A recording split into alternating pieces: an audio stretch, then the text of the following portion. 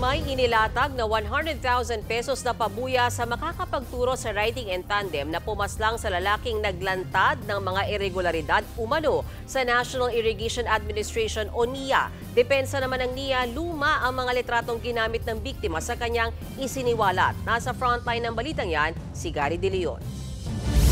Tirik pa ang araw nito ng Biyernes nang masapul sa dashcam ang bumabiyahe na kotse na yan sa Barangay Patag, Cagayan de Oro.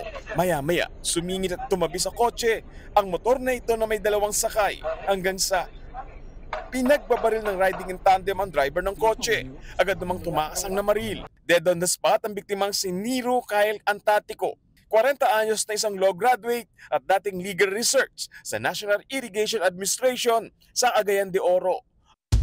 Ayon sa mga pulis, noong nakaraang taon pa nakakatanggap umano ng death threat ang biktima, bagay na sinabi rin ng kanyang mga kaibigan.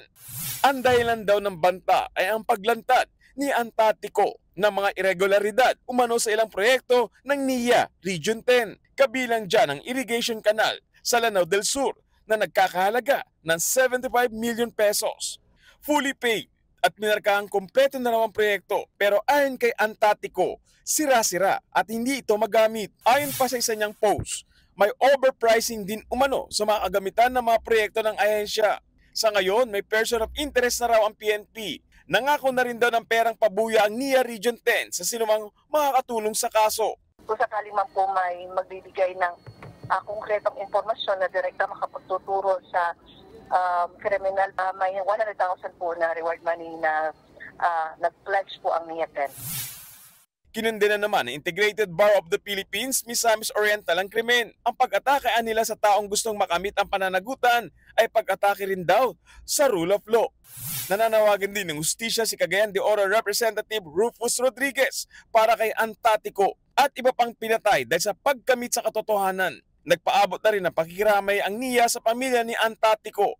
Pero paglilinaw ng ahensya sa mga litrato at mga pagsisiwalat na naipost ng biktima. Lumang mga pictures yun compared sa yung actual.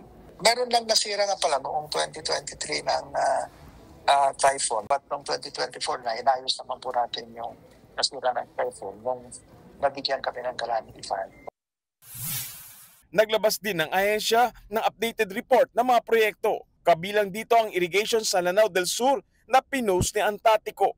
Base sa ginawang inspeksyon ng NIA, consistent o nasusunod naman sa inaprobahang project design ang kondisyon ngayon ng mga irrigation facility. Kaya panawagan ng NIA sa publiko, maging mapanuri raw muna sa mga impormasyong makikita online. Nagbabalita mula sa Frontline, Gary De Leon, News 5. Mga kapatid, Mean Los Baños po, huwag magpahuli sa mga balita at impormasyong dapat ninyong malaman. Para sa mas malawak na balitaan at diskusyon, mag-follow at mag-subscribe na sa social media pages ng News 5.